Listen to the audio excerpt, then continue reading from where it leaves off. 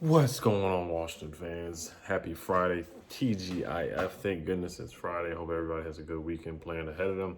Hopefully, Washington can make this weekend better for us this week. So, um, we'll start with keys to victory in this game. I do think this is a winnable game. It's going to be a tough game to win, but I do think it's winnable. I do think it's winnable. I think the first key, of course, is we cannot shoot ourselves in the foot. We cannot start off down 17-0, 20-0. We just can't do that anymore. We cannot come back. Our offense is not high powered enough, and our defense is not going to be able to save us. So we cannot have a slow 17-0 start. Secondly, we got to win the turnover battle. I would really say, secondly, other than the turnover battle, I would say get Dwayne Haskins comfortable. He had a rough game last week. Didn't play the best against the Eagles either, but he did the things off the field. You know, he had the halftime speech. You know, he was being a leader. He made game-winning plays against the Eagles. The second game, he's got his first half has to be the way he plays in the second half. Scott Turner has to call a better game. He has to call some slant routes to Terry. Terry was unstoppable over the middle. Keep calling those slant plays. It is what it is. If it ain't broke, don't fix it. Keep doing it until they stop it. Keep doing the slant route. Keep going to Terry McLaurin. Target Terry McLaurin about 20 times. He should have 10 catches. I don't care about Denzel Ward. I don't care about Patrick Peterson. I don't care about Darius Slay. I don't care what cornerback Terry goes against. I think Terry's good enough to get at least 100 yards each game. And he's good enough to do that. And I think every Washington fan agrees with that. And a lot of people over the NFL are starting to realize that Terry McLaurin is a legitimate number one wide receiver. He's proven that each week. So keep going to Terry McLaurin. Get Steven Sims involved. Get the running backs involved. What happened to the pass catching running backs that everybody was talking about during training camp? Oh, Jaden McKissick can catch the ball out of the backfield. Antonio Gibson, you know, there's a big reason why we cut Adrian Peterson, because we were supposed to be throwing the football to our running backs. We have only thrown the ball to the running backs about 9 times, I think, over 2 games. And that's not what the dynamic offense is supposed to be, or that was hyped up to be. So we got to get Jaden McKissick involved. Got to get, what's his name? Antonio Gibson involved. Antonio Gibson looked really good against the Cardinals. He looked really good, making guys miss, making Buda Baker miss, making Chandler Jones miss, trucking guys, running guys over. That's the Gibson I want to see. That's the Gibson that we talked about over the offseason once they cut Adrian Peterson. Like, Antonio Gibson's the real deal, that he can make explosive plays and big plays. Peyton Barber get involved a little bit. I think Bryce Love, once again, will be inactive.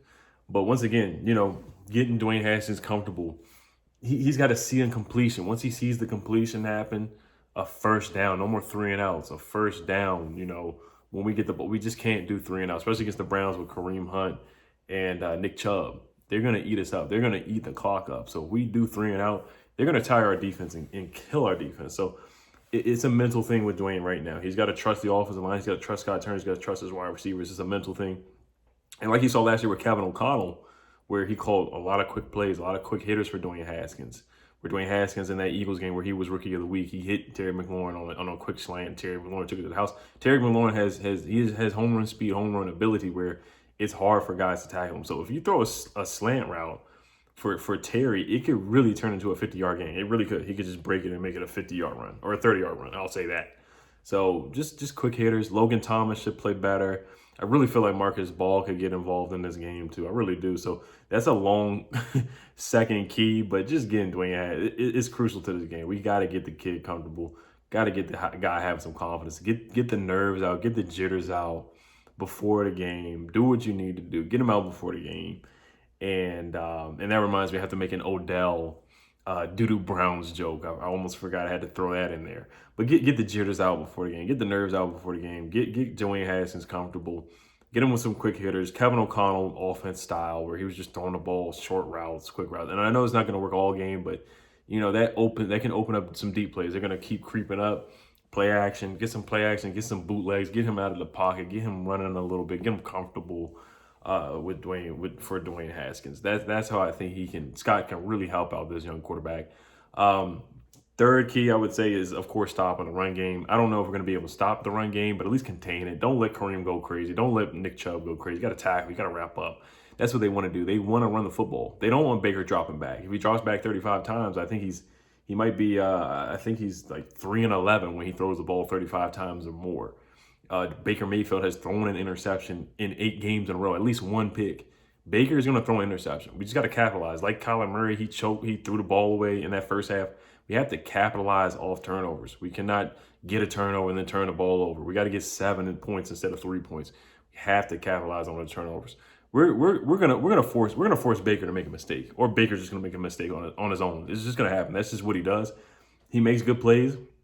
For every 2 good plays that Baker makes, he'll make a silly play. This is how he's been ever since that rookie year. He's had a sophomore slump.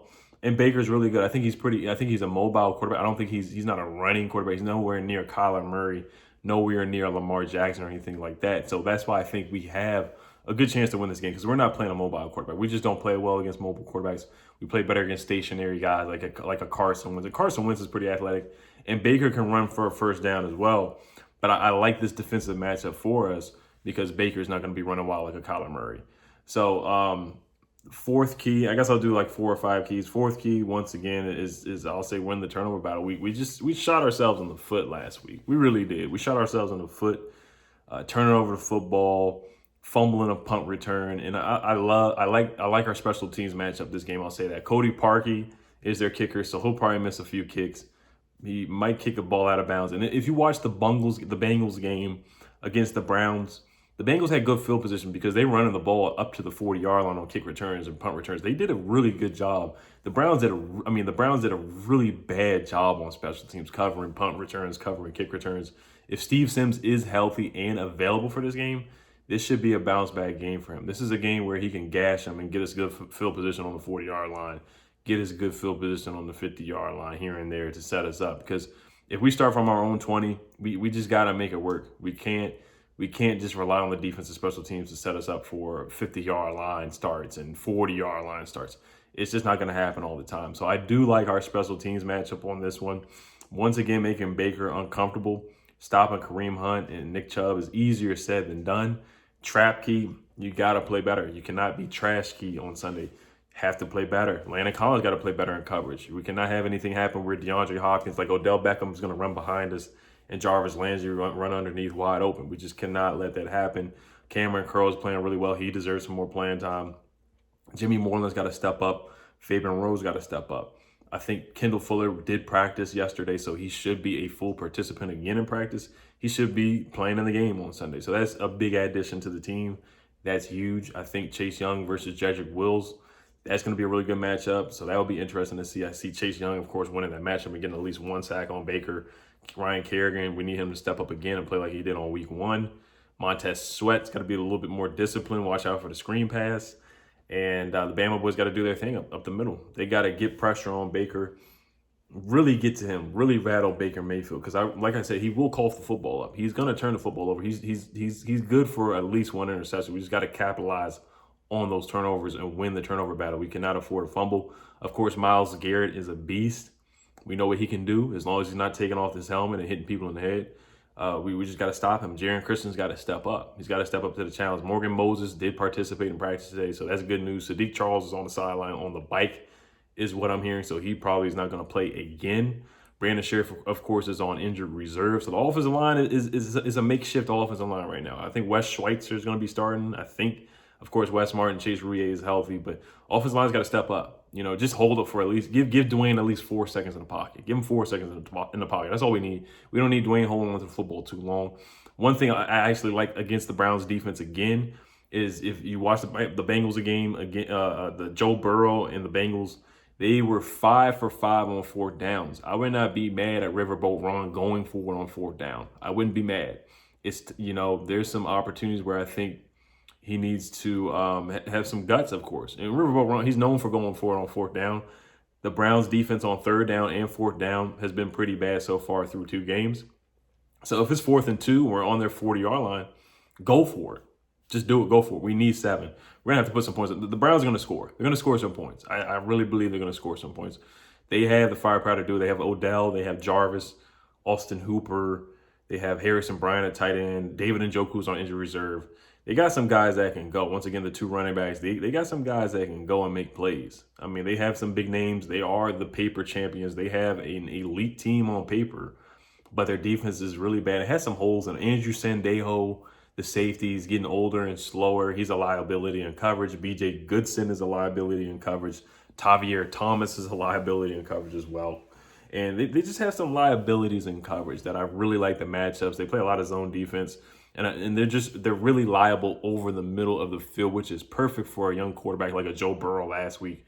Perfect for a quarterback like Lamar Jackson. Perfect for a quarterback like Dwayne Haskins, where he can make quick hitters over the middle to the tight ends and to the slot receivers like Terry McLaurin, and quick slants to Steve Sims. Get Steve Sims involved. When we have the matchup with Antonio Gibson in the flats, hit him in the flats. If he's there, just hit him. J.D. McKissick hit him. They have the matchup where they can make at least one guy miss and get you 5 yards. Instead of it being 3rd and 12, it's going to be 3rd and 7 or 3rd and 5. Let's get more of those opportunities. If we don't get it, we're on the 40-yard line. It's 4th and 2. Like I said, Ron, just go for it. The guys are young. Once again, Ron keeps saying it's a development year, so who cares? Just go for it. If we are down by 2 scores, down by 10 with 2 minutes left, Ron, please use all 3 timeouts. I don't care. I don't care if you think it's a rebuild season or not. Just use all 3 of your timeouts. I do think this is going to be a close game. It's going to be a tough game because, like I said, they have a really high-powered offense. If Baker has his head on straight and if they're running the football really well, they want to do a lot of play action for him. So look out for that. Trying to think if I'm missing anything about the Browns. But, yeah, Baker, he'll turn the ball over. He really will cough it up. So, once again, Apke, we're relying on you, man. We're relying on you, Jaron Christian, all the young guys. Inman's got to play better. Offensive line's got to play better. Dwayne's got to step up and play better. Simply as that. I'm not going to make a lot of excuses for him. A lot of people say I'm making excuses for Dwayne, but hey, it's his 9th start. We got to see what he has. We got to see what the young first-round pick can do. I still believe in him. I still believe that he can make the league that the league has done messed up. I still believe they have. I'm one of the few people that believes the league done messed up. I still believe in Dwayne Haskins. I want to see more. We got to give him more of a chance. We got to give him more of an opportunity. We're still 1-1. We're not 0-2. We have a little bit of momentum right now because we are top. Technically, we're top of the NFC East. NFC East is so awful.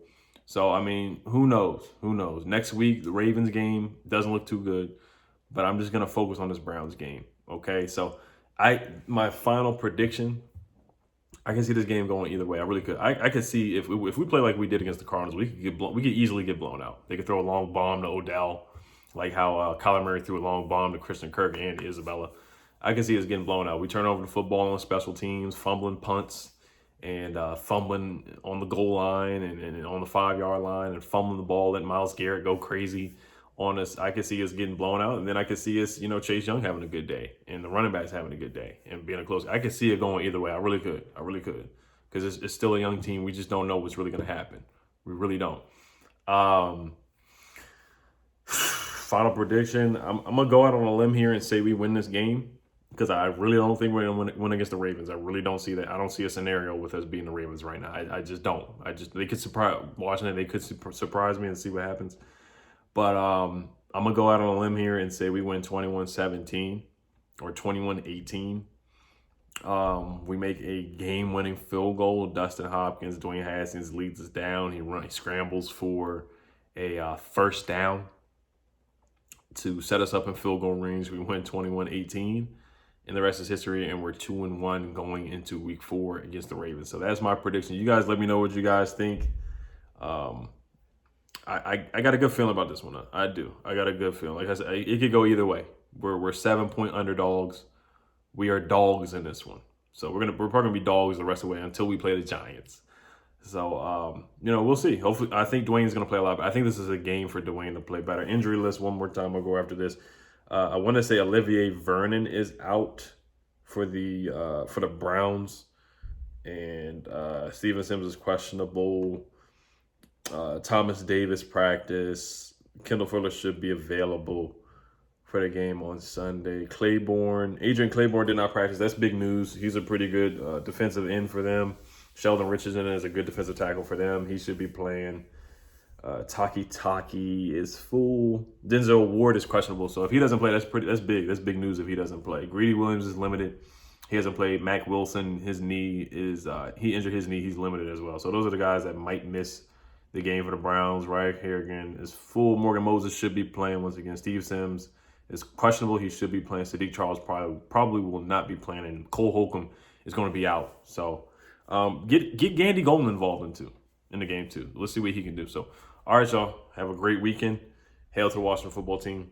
Peace.